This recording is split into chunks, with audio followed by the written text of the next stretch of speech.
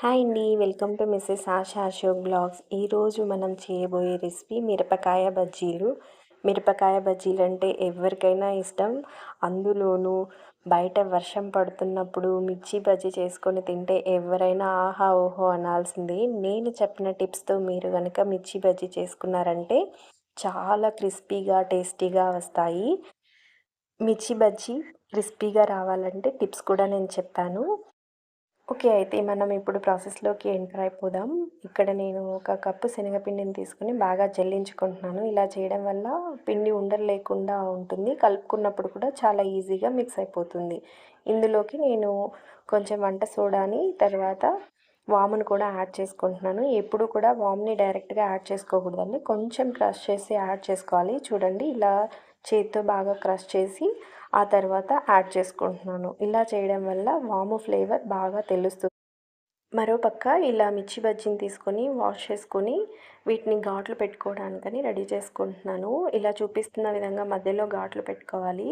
ముందు కొనని కొంచెం కట్ చేసి మధ్యలో ఘాట్లు పెట్టుకోవాలండి. ఇదిగో ఇలా చూపిస్తున్నాను కదా! ఆ విధంగా మధ్యలో ఘాట్లు పెట్టుకోవాలి. ఇలా పెట్టుకోవడం వల్ల ఆయిల్ లోపలికి కూడా చొచ్చుకొని పోయి మంచిగా లోపల కుక్ అవుతుంది. లేదంటే కొంచెం పచ్చిగా ఉంటుందన్నమాట మిర్చి. మిర్చి కొన్ని చాలా పెద్దగా ఉన్నాయండి. అందుకే 2 పీసెస్ చేసుకుంటున్నాను నేనిక్కడ. ఇలా రెడీ చేసుకున్న తర్వాత కడాయిని పెట్టుకొని అందులో ఆయిల్ పోసుకొని ఆయిల్ బాగా వేడెక్కనివ్వాలి.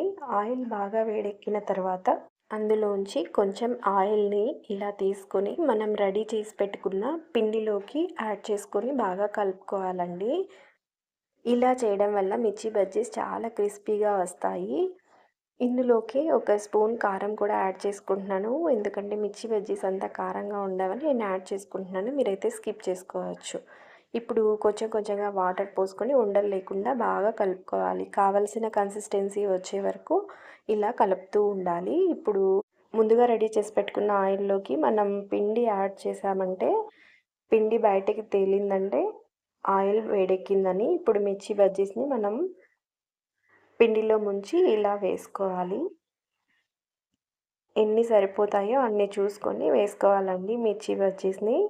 ఇలా యాడ్ చేసుకున్న తర్వాత బ్రౌన్ కలర్‌లోకి టర్న్ అయిన తర్వాత ఇంకో వైపుకి కూడా తిప్పుకొని బాగా వేయించుకోవాలండి. ఇలా చూపిస్తున్న విధంగా తిప్పుకోవాలి. మరోవైపున కూడా మిర్చి బజ్జీస్‌ని కాల్చుకోవాలి. చూసారు కదా! బ్రౌన్ కలర్‌లోకి టర్న్ అయిపోయాయి మిర్చి. ఇప్పుడు ఆ మిర్చి బజ్జీస్‌నన్నీ ప్లేట్‌లోకి ట్రాన్స్‌ఫర్ చేసుకోవాలి. సేమ్ ప్రాసెస్‌ని రిపీట్ చేస్తూ మిగిలిన అన్ని బజ్జీ మిర్చిని కూడా ఇక్కడ నేను ఇలా చేసుకుంటున్నాను.